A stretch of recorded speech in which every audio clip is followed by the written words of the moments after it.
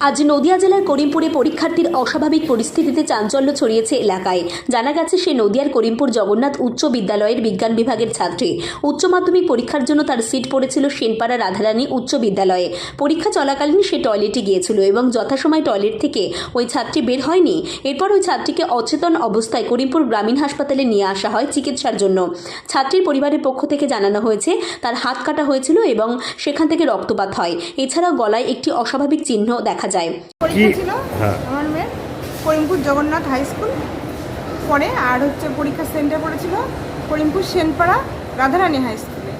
ঠিক আছে, যেদিকে ফিজিক্স পরীক্ষা ছিল আমরা পাশের একটা মন্দিরে গার্জেনরা বসেছিলাম। 1:45 নাগাদ ওখান থেকে বেরোই, দিয়ে বাচ্চাদের নিয়ে আমরা বাড়ি যাই। দিয়ে ওখান থেকে বেরোচ্ছে হাঁটতে হাঁটতে, এর মধ্যে একটা আমারই মেয়ের বন্ধুর বাবা এসে বললো, বৌদি গাড়িতে ওঠে।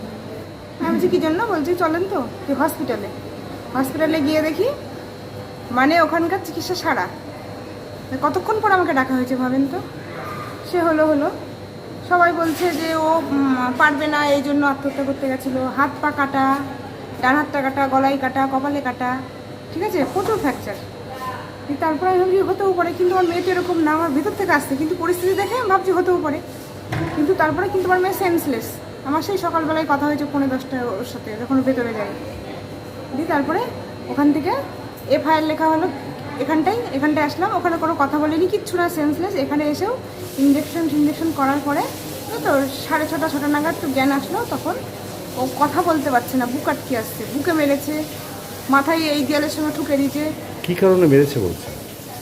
ওই যে বাথরুমে গিয়েছিল, ওকে একটা কোশ্চেন জিজ্ঞাসা করেছে, ও বলেনি, তার জন্য ওকে মেরেছে। কিন্তু আমি বলছে আমার ওর মুখটাও আমি দেখিনি, পেছন চিনতে পারিনি, কিন্তু ওর স্কুল ইউনিফর্ম দেখে চিনতে পেরেছে। দিয়ে মাথায় আর চশমাটা চোখের দিকে ফেলে দিয়েছে, তো চশমা ছাড়া আমার মেয়ে দেখতে পারে না। দিয়ে দেয়ালের সঙ্গে মাথা ঠুকেছে। তারপরে ওকে প্রথমে মাথায় বিশাল ধরে আঘাত করে তারপরে দেয়ালের সঙ্গে মাথা ঠুকে দেয়। তারপরে ওর জ্ঞান হারিয়ে যায়। ঠিক আছে, তারপরে ধরেন এই এখানে কাটা, এই হাতে কাটা, কি বলবো, অনেক জায়গায় কাটা। অভিযোগ করেছে থানায়? হ্যাঁ, থানায় অভিযোগ করেছি। আমি কি চাইছি, মানে আমার ডাক্তার বললেন যে আর একটু দেরি হলেই মেয়ে শেষ হয়ে যেত। তাহলে ভাবেন তো, আমার প্রথম ছেলেটা নেই, এটা আমার মানে দ্বিতীয় মেয়ে। ঠিক আছে, এটা আমার জীবন। তাহলে এই করলে কি হবে বলেন? আমি চাই এটা তদন্ত হোক। ছাত্রীর নাম উপাসনা মণ্ডল, পিতা উত্তম মণ্ডল, বাড়ি নদিয়া জেলার 1 নম্বর ব্লকের হরেকৃষ্ণপুর গ্রামে।